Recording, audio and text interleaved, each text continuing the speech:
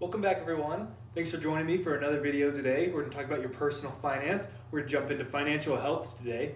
So Theo, what do you think, bud? Do we like financial health? Is that a fun subject? My name is Steven Vanderhook, posting videos every week, sometimes twice a week, about personal finance, trying to make it easy, relatable, more easy to understand. So like and subscribe and come back next week for more videos. What do we mean by financial health? Well, just like our physical health, that we want to take care of our bodies and do some basic things to make sure we're good, feeling and healthy and strong, we're going to do the same thing with our financial situation to make sure we're covering the basics to really be in a good place financially. When it comes to your physical health, there's obviously basic things that anyone can do to make sure you're maintaining health. And I'm not saying we all need to be, ultra marathon runners or super fit or crazy dietitians or anything like that, but we all know there's basic information out there that can help us stay healthy and strong, and we're gonna do the same thing with our finances. So just like how with your human body, you can get regular sleep, you can make sure you're exercising, you can eat healthy foods, you can avoid drugs, all of this is gonna help make your body healthy and strong and last a long time. The same thing is true with our finances. There's some really basic steps we can do to make sure that we are good, financially strong and healthy. Unfortunately, a lot of people treat their finances as if they were eating McDonald's for every day of the meal. They were sitting on the couch, never moving, never exercising, never getting enough sleep, just vegging out, playing video games, eating McDonald's, eating donuts. Now today we're really just going to cover a couple of basic principles. I'm not saying you need to be a surgeon, right? We don't perform surgery on ourselves, but we do basic things to keep ourselves healthy. Same thing is true with our finances. We don't all need to be financial advisors, we don't all need to be fiduciaries or CPAs or anything like that, but we do know there are some basic tools that we all have at our hands and to keep us financially healthy. Why do we need to be financially healthy? Well, just like how our bodies can get diseases, there's diseases of the mind too, right? Finances, a lot of it, it doesn't have to do with math. We live in the best time in the world. Our society is amazing. We have so many technologies at our hands, so much entertainment for free, endless entertainment. We live in a great space, so it's not really about access to things. We have the basic necessities covered. Finance and wealth is much more about our mental behavior and our mental mindset. So just like diseases of the body, there are mental diseases for our finances as well, right? Greed and materialism are two of the biggest diseases that keep people from ever being financially at peace and financially free and financially healthy. So we're going to talk about some different tools in order to combat these diseases of greed and materialism, but I'm not saying that wealth is bad, right? You can have a ton of money, you can have a big house, that's fine. It's not about the things in your life, it's about how you view those things and how they reflect you, right? If you think that you're not good enough or you're not cool unless you have cool things, that's what I'm talking about. That's materialism, when you let it define who you are as a person.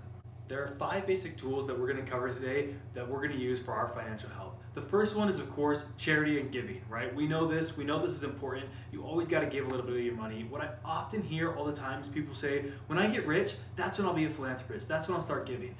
That's not true at all.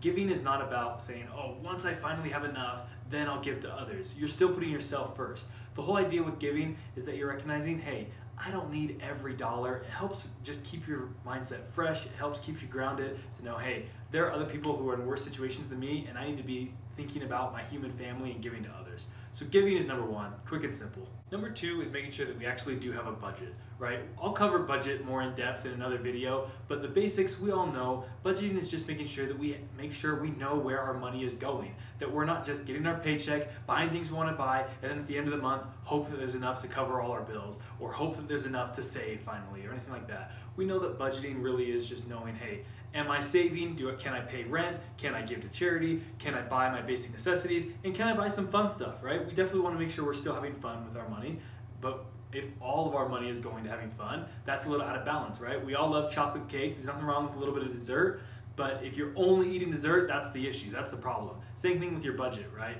Is you got to have, yes, some fun, but make sure that you know where all your money is going and you have predetermined how much you're going to spend on different categories of life.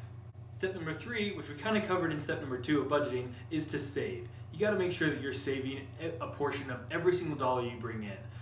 The reason being is it really just changes your perspective and your mindset to know, hey, I'm in control and I know that I don't need to spend every single dollar I earn. It's really about self-control and self-mastery.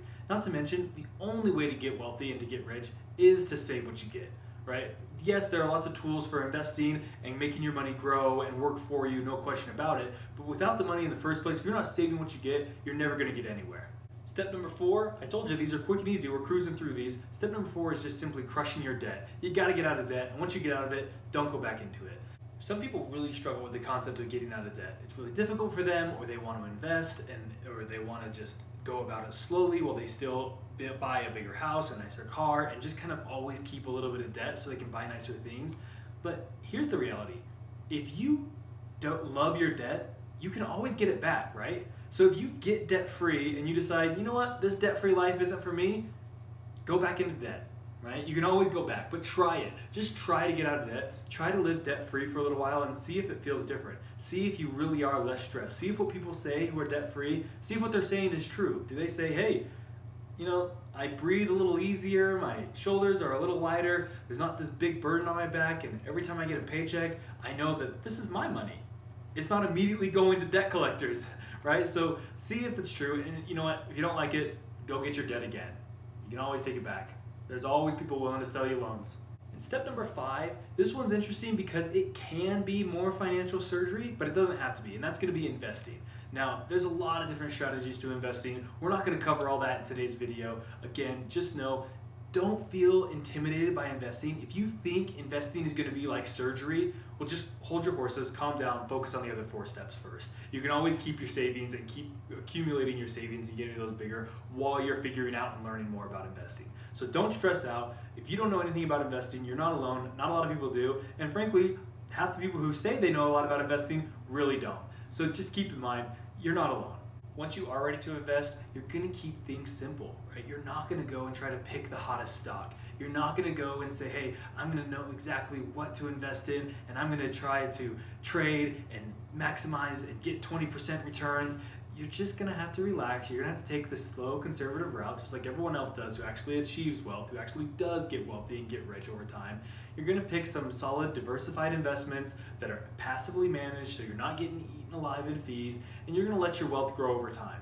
If you are on step 5 and you're ready to start investing but don't know where to start, just start with something simple. You can start with something simple like Acorn that will slowly start putting money into your investments. They're gonna be diversified, they're gonna be safe. It's really gonna be ideal for you who don't wanna put a ton of effort or energy and you just wanna say, hey, I'm not an athlete, I'm not an Olympian, I'm just someone who likes to stay in shape. Start with Acorn. You can, if you want a free $5 for Acorn, click the link in my description below. So that's it for today. Pretty simple. Again, we weren't going to go to anything fancy today. We're just talking about the basic financial health principles of giving, saving, budgeting. I switched the order of those. Giving, budgeting, saving, getting out of debt, and investing. Thanks for checking out my video today. Again, feel free to like and subscribe. Share this with others. If you know someone who could use this, please share my videos. I'm liking to make these. I want to keep growing, and I got to go get some McDonald's, so I'll see you later.